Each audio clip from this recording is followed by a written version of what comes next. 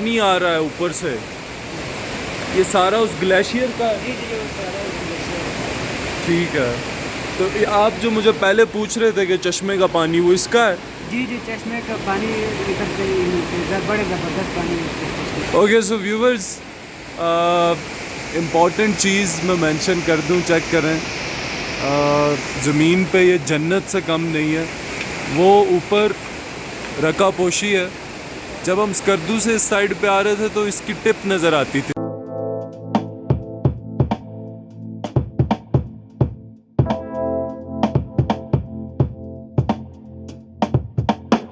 Assalamualaikum viewers, this is the third day in Skardu और day 3 और third morning, और आज अब ऑलमोस्ट 9 बज चुके हैं।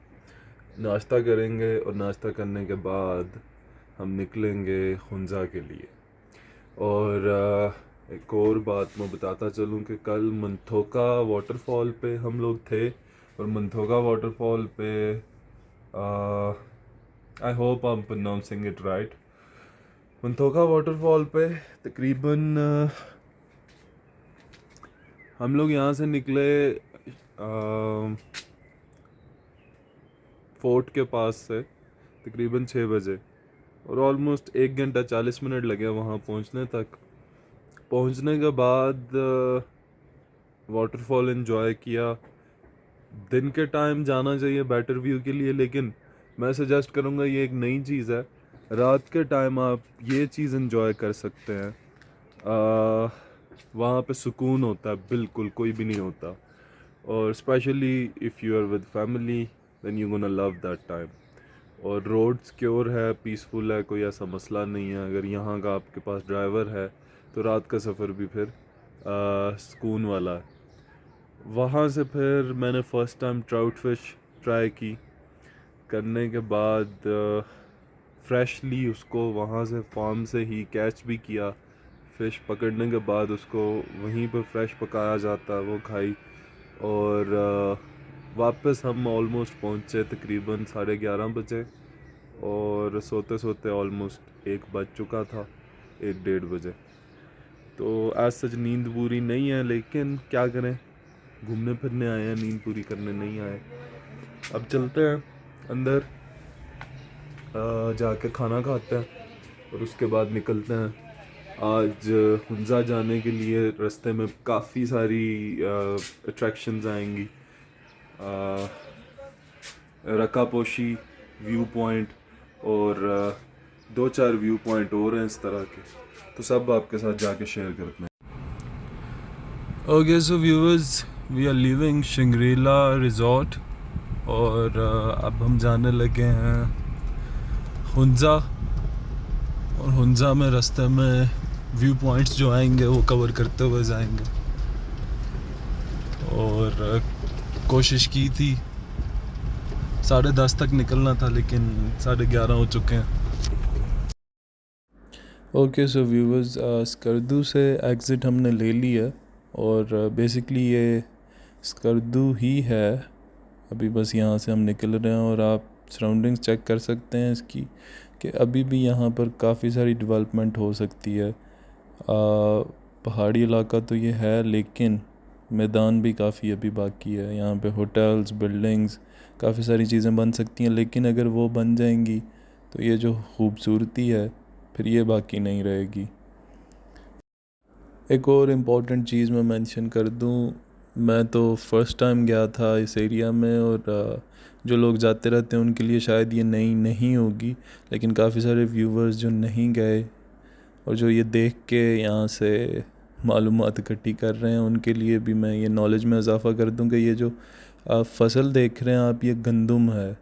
और ऑलमोस्ट जुलाई का महीना था हमारे पंजाब और सिंध में, तो ये कटाई शुरू हो जाती है मार्च के एंड पे। लेकिन वहाँ पे क्योंकि ठंडा एरिया है, तो ये देखें अभी भी राइट साइड पे ये सारी जो फसल है, तो वहाँ पे कटाई जाके लेट शुरू होती है। और ये अब हम स्कर्दू की जो चेक पोस्ट है, अगर गिलगित वाली साइड से आ रहे हैं तो इस चेक पोस्ट को क्रॉस करके स्कर्दू शुरू हो जाता, और अगर आप गिलगित वाली साइड पे जा रहे हैं तो यहाँ से एग्ज़िट होता। और अब अगर हम रोड के हवाले से बात करें तो कंपैरेटिवली कागान और उसके बाद नारान, जब मैं वो भी टूर मैंने किया था, आपको उनकी भी वीडियोस मिल जाएंगी मेरे यूट्यूब चैनल पर।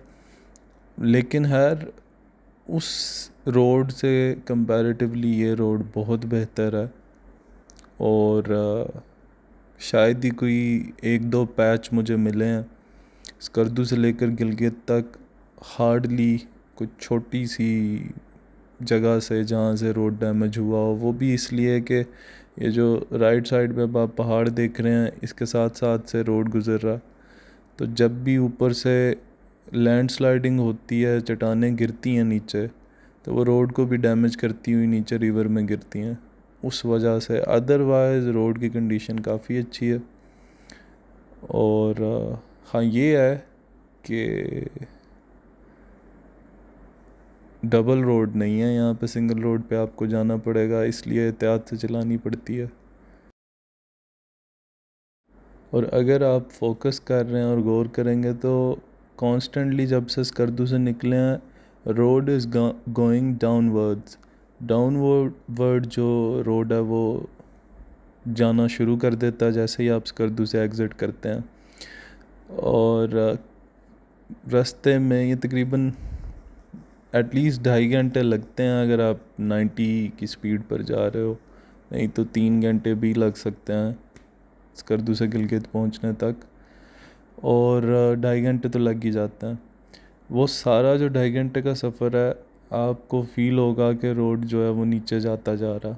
और जब आप गिलगित पहुंचने लगते हैं, गिलगित से पहले वाला जो एरिया है, गिलगित एंटर होने से 15 मिनट 20 मिनट पहले रोड बिल्कुल स्ट्रेट हो जाएगा।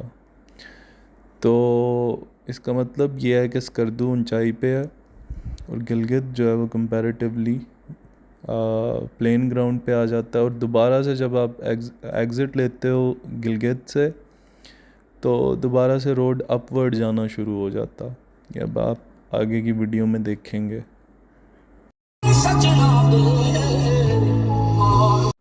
अच्छा, तो जो मैं बात कर रहा था कि सिंगल रोड और काफ़ी केयरफुली गाड़ी चलानी पड़ती है, देखें यहाँ पे लैंडस्लाइडिंग हुई थी, रोड डैमेज हुआ। अब राइट साइड पे आप देख सकते हैं कि ऊपर से चट्टान बाहर को भी आई हुई है, और बड़ी गाड़ी को पहाड़ को बचा के, कि पहाड़ के साथ रगड़ ना लग जाए, बचा के गुजरना पड़ता। और अगर वो ज़्यादा बचाएगी तो दूसरी साइड पे नीचे जो है वो खाई है या दरिया है, वहाँ पे गिरने का खदशा। और अगर पहाड़ की तरफ ज़्यादा करेंगे तो पहाड़ जो है वो डैमेज करेगा।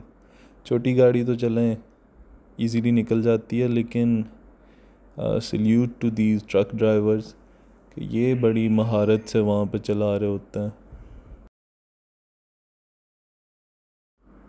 ये देखें आप, अगर आप नोट करें, दोबारा से रोड जो है वो डाउनवर्ड यानी उतराई का सिलसिला जारी रहता है। जब आप स्कर्दू से निकलते हैं ऑलमोस्ट 1 आवर 30-40 मिनट्स की जो ड्राइव है वो इसी तरह की है। कहीं कहीं ऐसे पैचेस आते हैं जहाँ पे रोड गुजारने के लिए इनको थोड़ी सी चढ़ाई या अपवर्ड रोड जाती है या स्टीप पैथ बनता है, और फिर वहाँ से दोबारा से रोड नीचे को ही जाती है। अगर आपको घूमने फिरने का शौक़ है, नए स्पॉट्स एक्सप्लोर करने का, नए लोगों से मिलने का, नया कल्चर देखने का, तो believe me, Gilgit Baltistan is one of the best place to do that.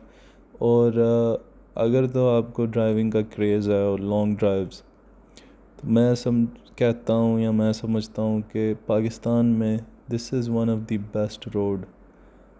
आप, क्योंकि लॉन्ग ड्राइविंग वालों की सबसे बड़ी ख्वाहिश यही होती है कि ट्रैफिक ना हो और जो रोड है वो नेवर एंडिंग होनी चाहिए, लंबी रोड हो, लंबा रास्ता हो, journey should be long. Along with that इसका व्यू भी देखेंगे कमाल का है. So when you get all these three things, so this is just a blessing in disguise. Specially आप जब बड़े शहर से या इस तरह के एरिया से जाते हैं जहाँ पे रश काफ़ी है, तो नेचर देख के आपका दिल खुश हो जाता है. अब देखें, ये मैं बात कर रहा था, ये भी ऊपर से लैंडस्लाइडिंग हुई है सारी और रोड को डैमेज किया, लेकिन एडमिनिस्ट्रेशन यहाँ पे काफ़ी एक्टिव है. वो लोग रास्ता बहुत जल्दी क्लियर करते हैं. अभी कुछ टाइम बाद, यानी जब आप स्कर्दू निकलते हो, तो ये जो आप व्यू देख रहे हैं तकरीबन 1 घंटे तक इसी तरह का व्यू रोड पे चलता रहता है.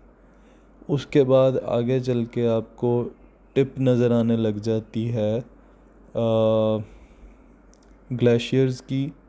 माउंटेन्स के जो टिप हैं वहाँ पे काफ़ी स्नो उनके ऊपर होती है, तो वो आपको नज़र आ रहा होता है. तो अभी का जो व्यू है इससे भी ज़्यादा वो सिनेमैटिक सा व्यू लगता, समथिंग लाइक समथिंग ड्रीमी. और जब आप ये सब देखते हो ना, तो आप अल्लाह के और करीब आ जाते हो. You literally feel his existence. आपको पता चलता है कि किस तरह से ये दुनिया कितनी बड़ी है. ये सिर्फ हमारा कुछ हिस्सा है पाकिस्तान का, और क्या क्या इस कायनात में छुपा हुआ है, किस तरह से ये सारा सिस्टम और निज़ाम चल रहा है. तो आपकी जो तौहीद और जो आपका ईमान है वो एक बार फिर से ताज़ा हो जाता है. और ये जनाब लास्ट चेक पोस्ट कर दूँ कि यहाँ पे हमारे आईडी कार्ड्स का डेटा लिखा जाएगा और फिर हम निकल जाएंगे.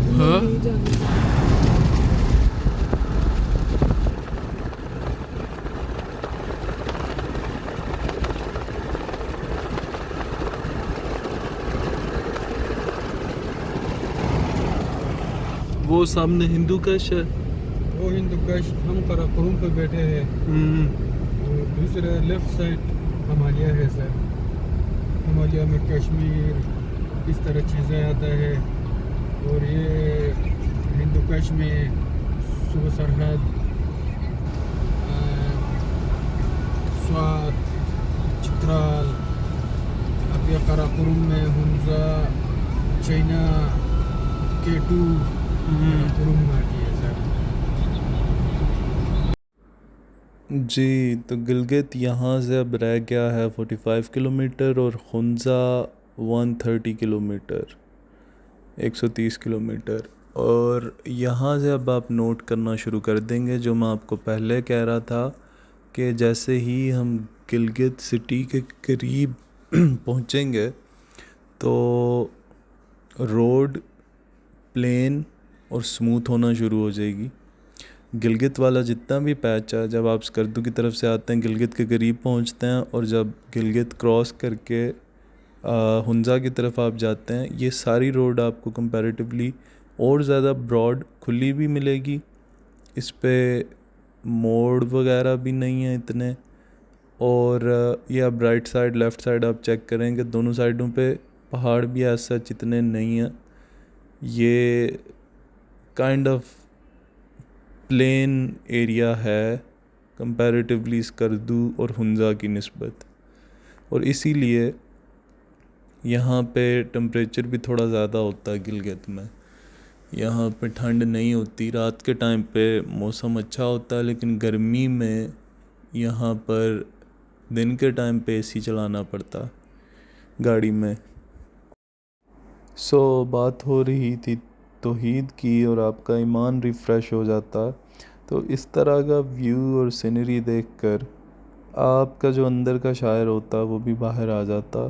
तो यूजुअली तो मैं कंट्रोल ही करता हूँ, लेकिन यहाँ पे एक शेर कॉट करना चाहूँगा जनाब द ग्रेट अल्लामा इकबाल साहब का, कि दिल में खुदा का होना लाजिम है इकबाल, सजदों में पड़े रहने से जन्नत नहीं मिलती।